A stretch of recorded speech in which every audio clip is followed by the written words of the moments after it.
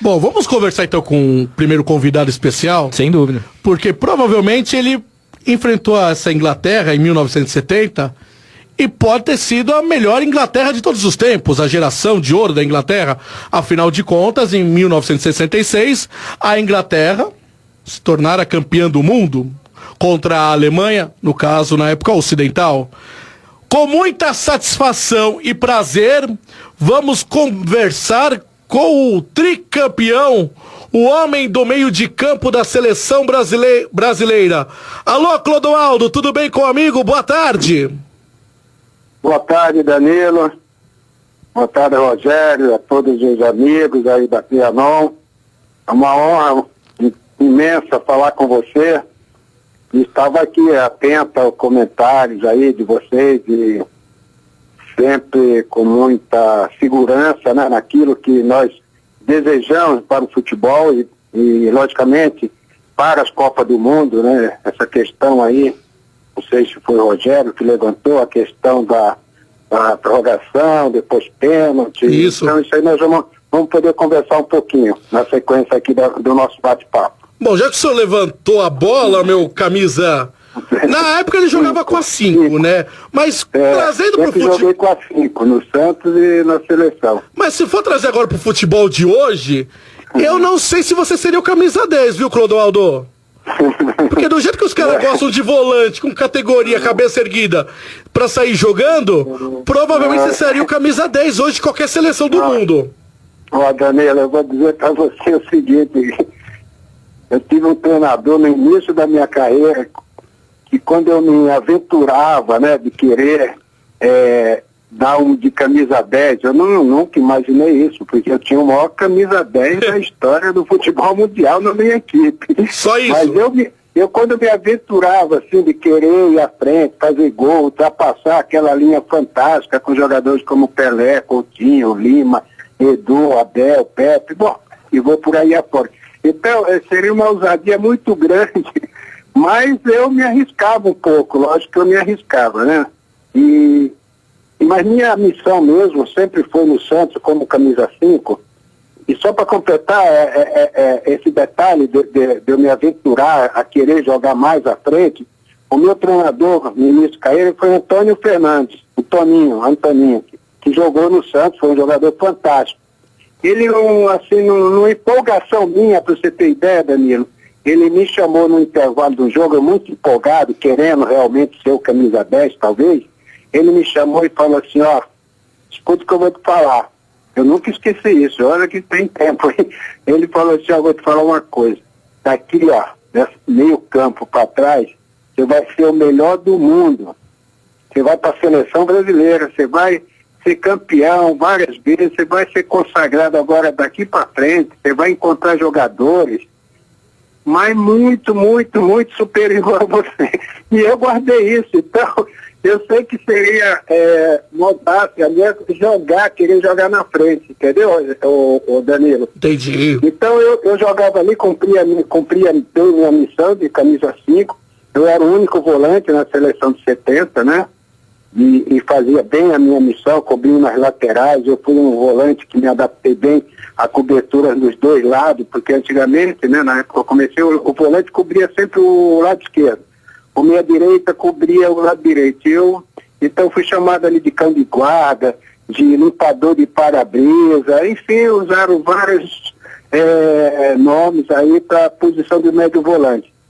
Então, eu realmente era moderno, vamos dizer assim, para a época de 70. Mas ultrapassar, vou até aproveitar e já falar, quando eu fiz o gol contra o Uruguai, você sabe que teve uma mini reuniãozinha assim no campo entre Carlos Alberto e Gerson e provavelmente o Zagallo, no meio campo, na lateral, que me chamaram ali aos 34, 35 minutos do primeiro tempo, e me chamaram aqui no canto do campo e falaram, ó, é meu apelido, né, Clodoaldo, você vai sair pro jogo e vai deixar o Gerson cantado. E eu fiquei surpreso, entendeu, Danilo? Porque eu era o único volante. Mais uma ordem do Gerson e do Carlos Alberto, eu tive que obedecer. E quis o destino que eu marcasse o gol de empate contra o Uruguai. Alguns minutos depois, E quando eu marquei o gol, eu me vi assim, na frente de Pelé, de Tostão, de Jairzinho, de Rivelino. Eu olhei, eu fiz o gol e vi essa turma vindo correndo em minha direção para me abraçar. Eu estava acostumado a sair de trás para ir abraçar eles, entendeu? Foi um negócio assim muito legal. Então, eu endosso as palavras, eu tinha uma facilidade realmente de jogar um pouco mais avançado, mas a minha função, a minha missão mesmo era como médio volante, Danilo.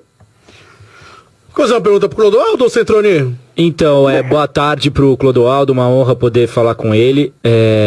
Esse gol que ele cita contra o Uruguai é um gol belíssimo, com certeza todo mundo já viu, mas vale a pena acompanhar. Um passe primoroso do Tostão, ele pela esquerda faz o lançamento, o Clodoaldo bate de primeira.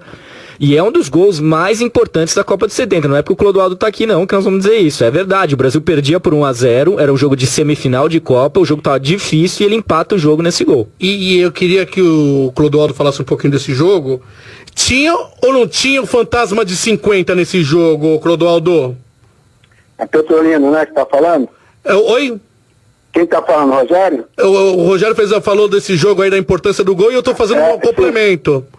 Então, o que eu penso, o jogo contra o Uruguai, existia assim o fantasma, né?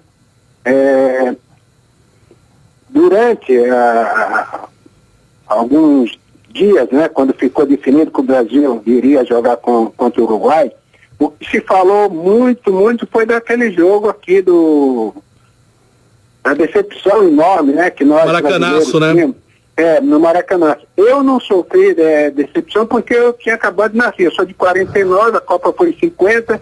Eu não tinha nenhum ano ainda, né? Completado um ano. Mas eu, depois que me interessei, passei a jogar futebol, né? E me interessei pela história do futebol, a gente vai acompanhando e fica sabendo das histórias do futebol.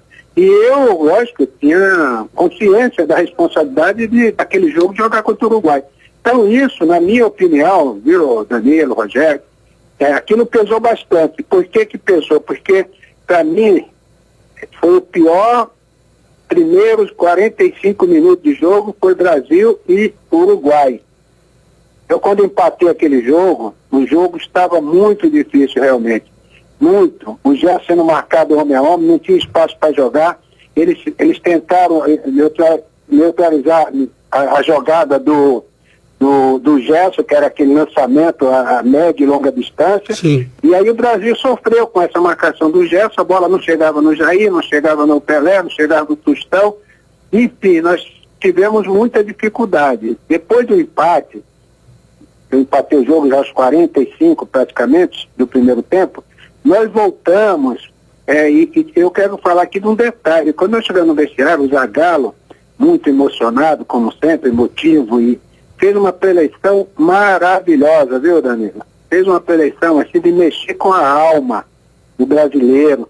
Uma pena que quando esse cara tá falando lá, aquilo tinha que ser ouvido pelo povo, aquele na época 90 milhões, tinha que estar ouvindo a emoção da maneira como o Zagallo falou do país, do brasileiro, da nossa equipe. Aquilo motivou a equipe, mais um negócio assim de arrepiar. Então eu gosto sempre de falar esses detalhes, porque são coisas que acontecem, claro, e que não vaza às vezes para conhecimento do público, da mídia.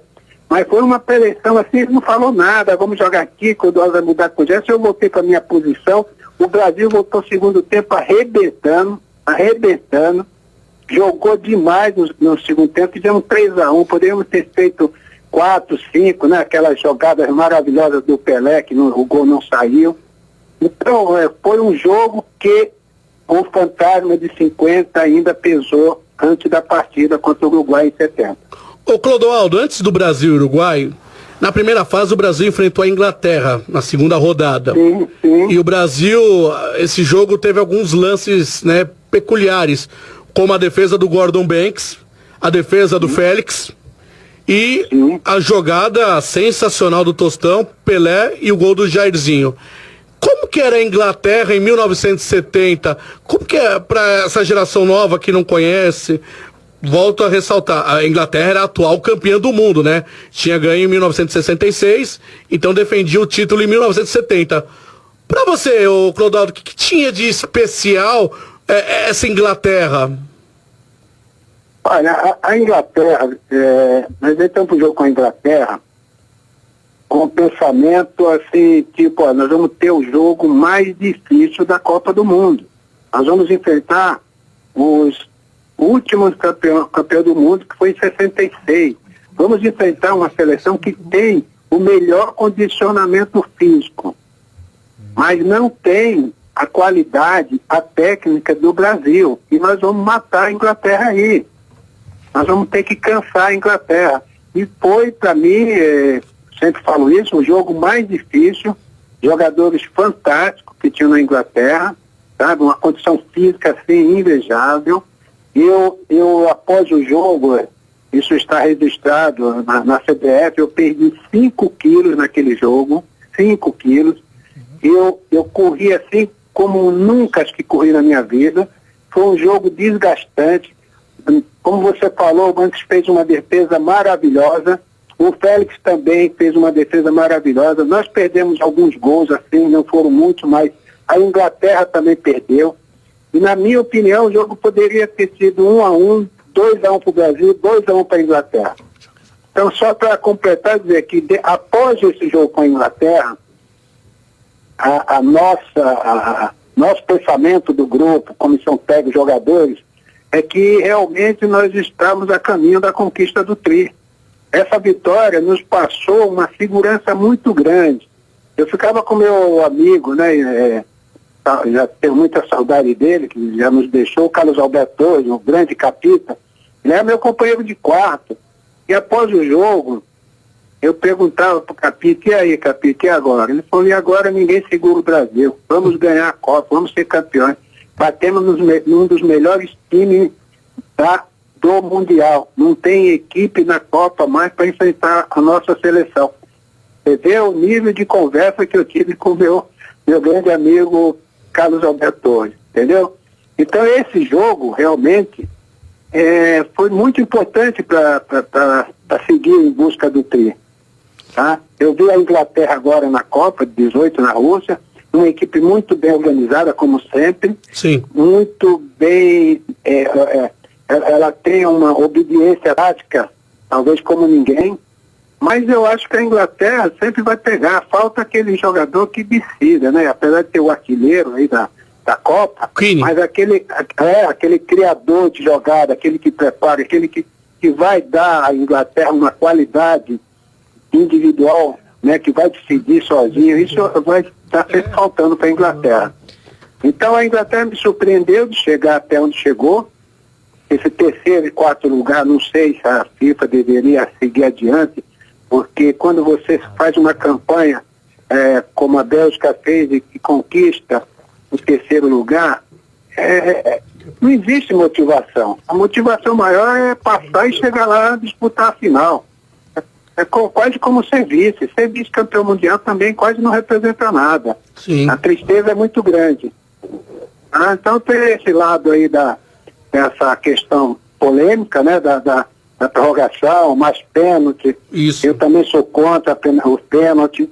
Eu acho que deve prevalecer, pelo menos até a semifinal, o critério de pontuação de todas as fases da Copa.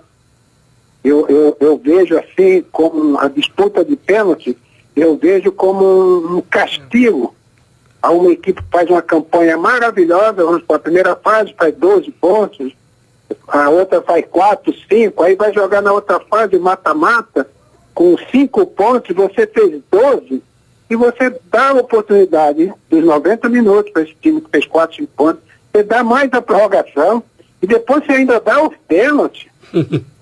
Porra, você não acha que eu tenho que repensar isso, entendeu meu ponto de vista? Claro, você claro. dá àquela equipe que foi mal na primeira fase a oportunidade de você que foi a melhor, você dá os 90 minutos que ela pode ganhar de você nos 90 minutos. Aí, normal. Aí você ainda dá mais 30 minutos para a equipe tentar ainda ganhar e te eliminar. E se tirasse a prorrogação, Clodoaldo? Não, Acaba os 90 vai para os pênaltis. Não, eu sou favorável a tirar os pênaltis. Entendi. Eu acho que a prorrogação é interessante. Entendi. O público gosta, nós gostamos. Eu acho muito legal. eu acho que a prorrogação deveria continuar. Mas o critério para decidir, pelo jogo aí de quem foi que classificou pela cartões amarelos, isso é um absurdo, pô. Absurdo. Eu não sei quantos pontos tinha. Quem foi que foi a Jamaica? Quem foi que ficou fora? Senegal ficou fora por causa de um cartão. Pô, somos pontos. Se o Senegal tiver 2, 3 pontos, faz justiça. Elimina o Japão. Não fica aquele jogo de compadre lá no meio de campo. E o Japão fez isso o segundo tempo inteiro, né? Claro, pô. Mas o Japão sabe que tem que ganhar o jogo. Tá? Porque vai somar a somatória dos pontos. O Japão ia pro jogo. Sim. O espetáculo não perde a emoção. Então, eu acho que ainda temos algumas coisas a corrigir na Copa do Mundo. Eu sou favorável, se na final as duas equipes que chegam lá, vencem a semifinal e vai para a final, não vai para os pênaltis. Empatou e tudo, não vai somar ponto, nada dá a oportunidade para ser campeão nos pênaltis, como o Brasil já foi. Então, são coisas que a gente vê no futebol, as injustiças, às vezes, mesmo numa Copa do Mundo. Você já imaginou no jogo da Croácia agora, que ganhou na prorrogação? Você viu como estava exausta a equipe da Croácia? Já pensou se essa equipe tivesse que ir para os pênaltis? Ah, sim. Os jogadores estavam sem condições nenhuma para ir para os pênaltis. Sim. Não é verdade? Não, e provavelmente vai sentir amanhã a decisão, a Croácia, né? Não, com certeza. Eu acho que mesmo ela sentindo, mesmo que não estivesse em melhores condições físicas, a qualidade da França, eu acho que vai sim. Pô, a gente erra, né? Nós somos donos da verdade. Erramos também. Na verdade, mas essa é a graça do futebol, Clodoaldo.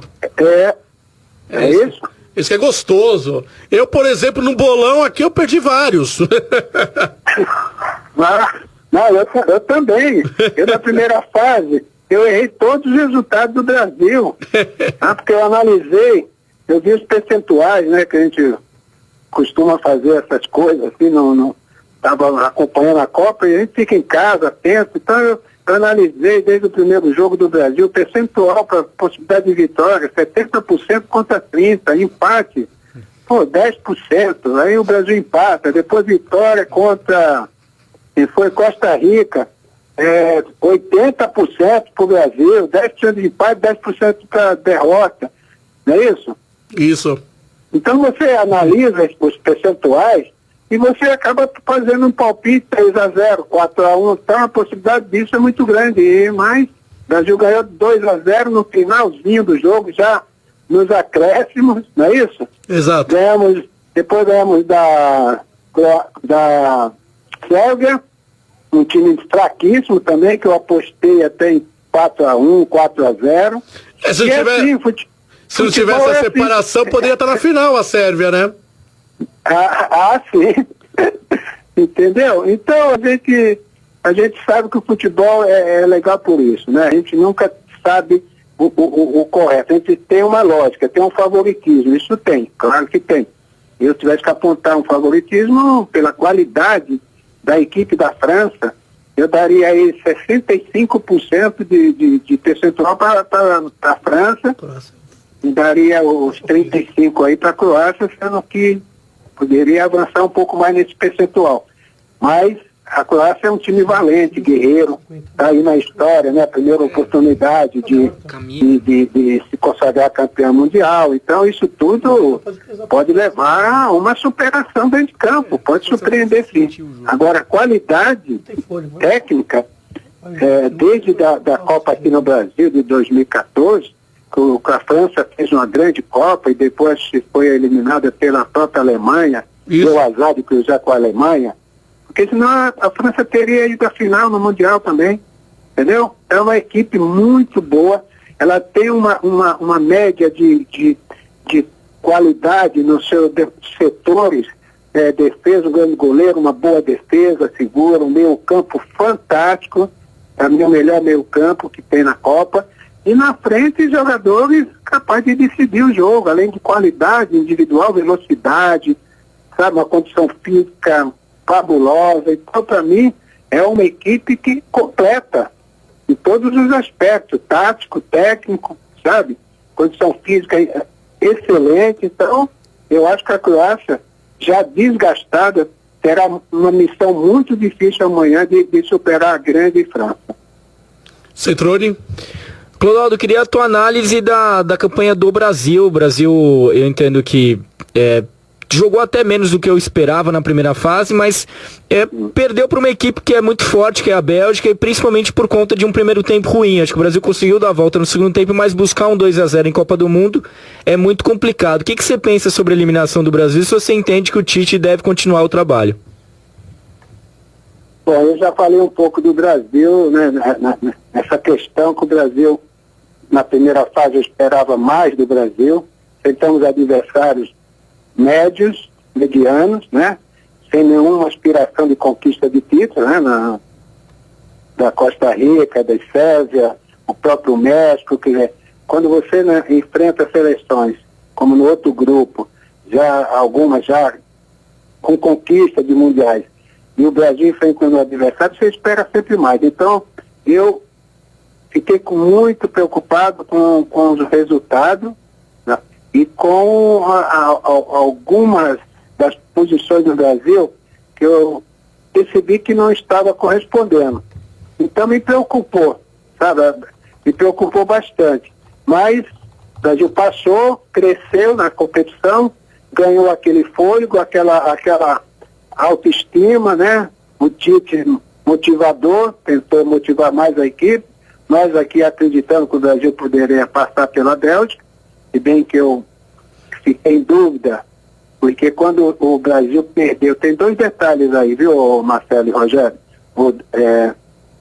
Danilo, né? Viu, Danilo? Oi. Tem dois detalhes aí para mim citar no jogo Brasil e Bélgica. A volta do Marcelo. Sim. Aí não vai nenhuma crítica, se é uma crítica construtiva, porque eu tenho uma admiração e respeito pelo Tite.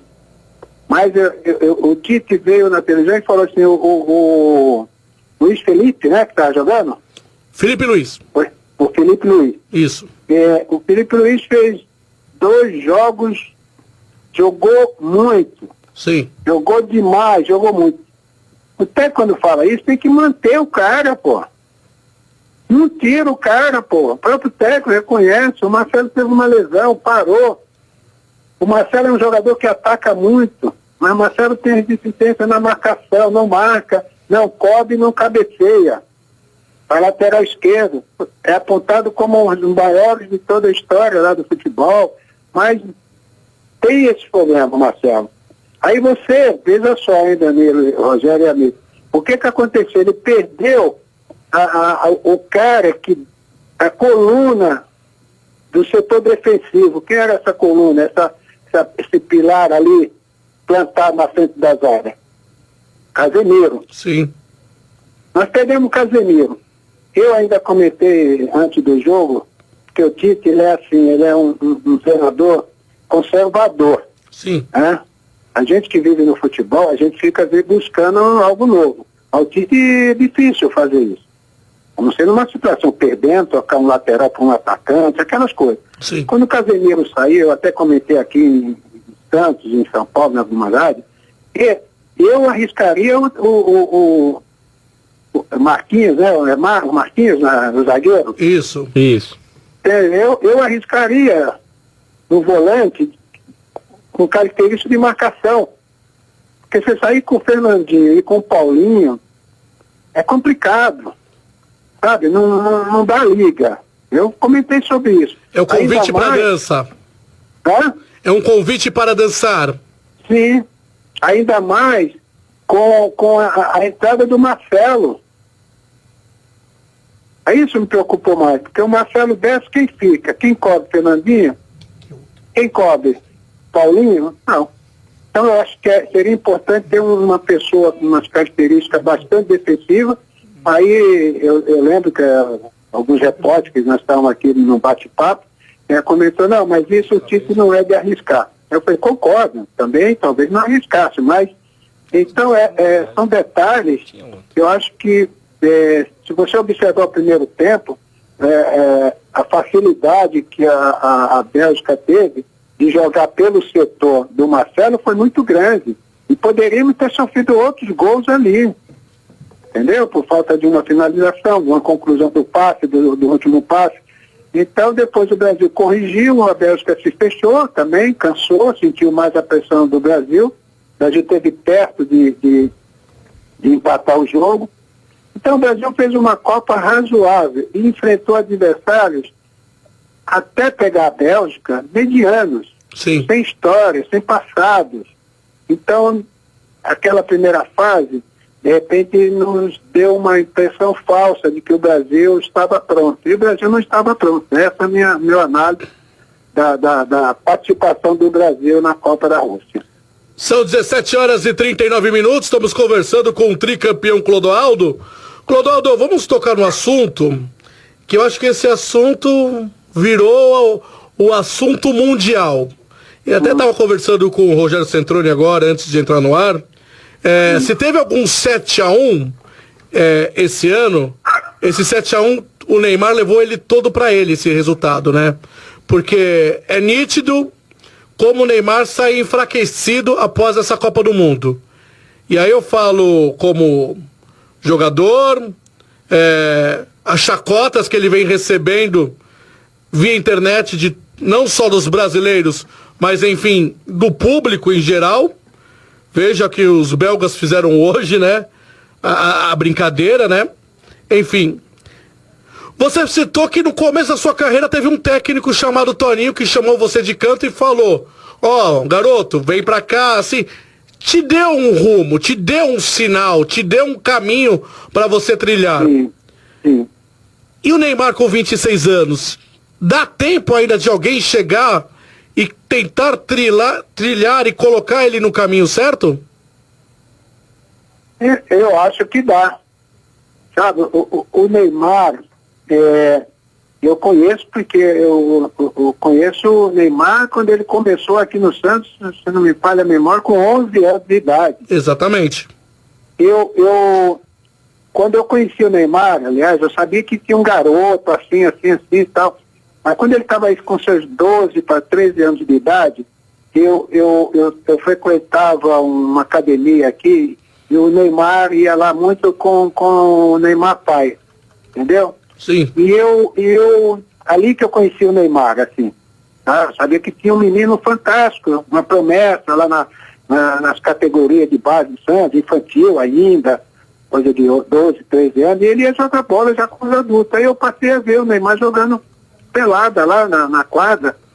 Eu disse, nossa, mas esse menino joga já com os adultos, ele faz a diferença e tal. Então, eu vi o Neymar crescer.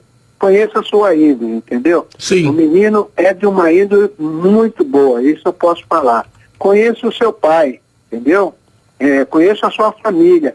Então, acho que o Neymar talvez tenha... Bom, a gente pode entrar em detalhe, acho que o que eu ia dizer aqui agora é o seguinte... eu vou dar como exemplo a seleção de 70. Nós tínhamos, o que eu falei há pouco, o Carlos Alberto e o Gerson, eles me chamaram e falaram, cuidado, você vai fazer isso. O que eu falei para vocês? Que eu recebi uma ordem de um cara como o Gerson, um cara como o Carlos Alberto Torres. Então, eu acho que faltou, talvez o que esteja faltando, é esse tipo de liderança, principalmente dentro de campo. Alguém que possa passar isso para o Neymar. O Neymar, mesmo com todos os problemas que teve na Copa, ele deu 2 passes, quando o jogo estava 2-1, se não me engano, e esse foi o Coutinho que perdeu um gol e depois o menino que fez o gol, primeiro o gol do Brasil.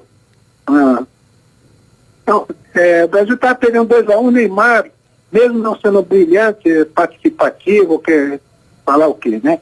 Ele ainda deu a oportunidade do Brasil empatar o jogo e os jogadores não aproveitaram a oportunidade que o Neymar deu. Agora, o excesso das quedas, dele rolar, das caretas, tudo isso eu acho que faltou realmente, sabe? A gente começa assim, ó. Quem é o capitão do Brasil? Pergunto para vocês. Vocês podem me responder? Pois é. não temos um líder, né? Aí eu te pergunto, quem ia levantar a taça de capitão no final da Copa, o Brasil vai pro Mundial e ganha o título? O cara e coroa, né? Ia ser. Não pode, sabe? Então, eu adoro o Tite, torço para que ele continue o trabalho dele, mas tem coisas que nós temos que tomar um rumo, temos que tomar uma decisão. Vamos ter alguém lá, talvez alguém no espírito do Daniel Alves, que infelizmente se machucou, talvez fosse o único dentro do grupo da seleção que pudesse talvez ter esse tipo de liderança, principalmente frente ao Neymar, pela sua relação de amizade, chamar uma conversa, dizer, Neymar, está acontecendo isso, não está legal, isso, tal. Essas coisas tem que ter a liderança. E graças a Deus eu comecei num clube maravilhoso aqui no Santos, e na época que eu comecei em 66 para 67, foi quando o Santos perdeu o título para o Cruzeiro.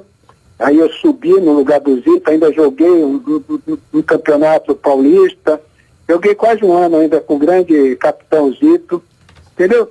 Depois veio outras lideranças, além do técnico, tive outras lideranças que me ajudaram muito, o Zito, o Carlos Alberto, o próprio Pelé, o Lima, enfim. E essa liderança, me parece, que faltou à seleção do Brasil. E faltou alguém exatamente para ter essa liderança em cima do nosso maior jogador, que é o Neymar. Eu acho que ele vai mudar, sim. Eu acho que ele vai mudar.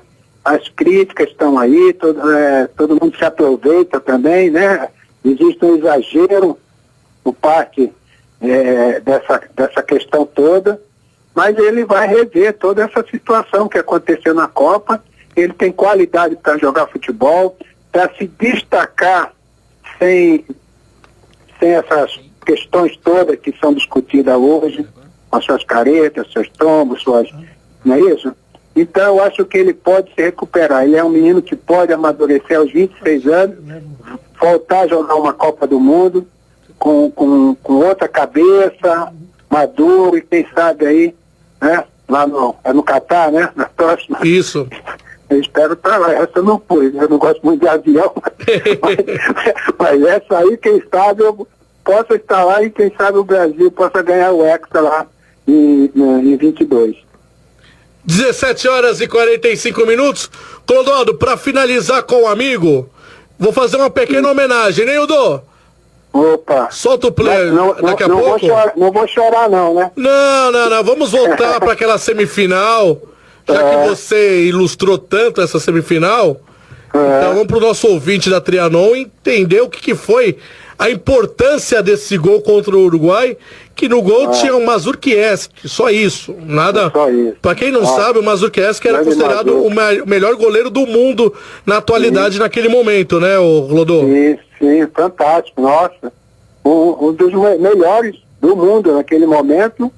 Era imbatível, um goleiro de uma qualidade assim, incomparável. São 17h46. Clodô, para encerrar, amanhã, quem que é a grande favorita? A França pela camisa e por estar um pouco menos cansada? Ou a Croácia porque não tem peso nenhum e já fez o que tinha que fazer? A Croácia já fez a Copa dela, já está numa final. França e Croácia, para você, quem que é a grande favorita? Bom, a minha favorita é a França, desde o começo. Agora a Croácia fez uma Copa sensacional, merece uma preocupação por parte da França. Apesar do desgaste, a Croácia sabe que é o último jogo. Ela pode ir no limite na sua condição física. Mas é complicado. Eu, como costumo falar, eu acho que a França... eu daria aí 75% de possibilidade da França ganhar da Croácia amanhã.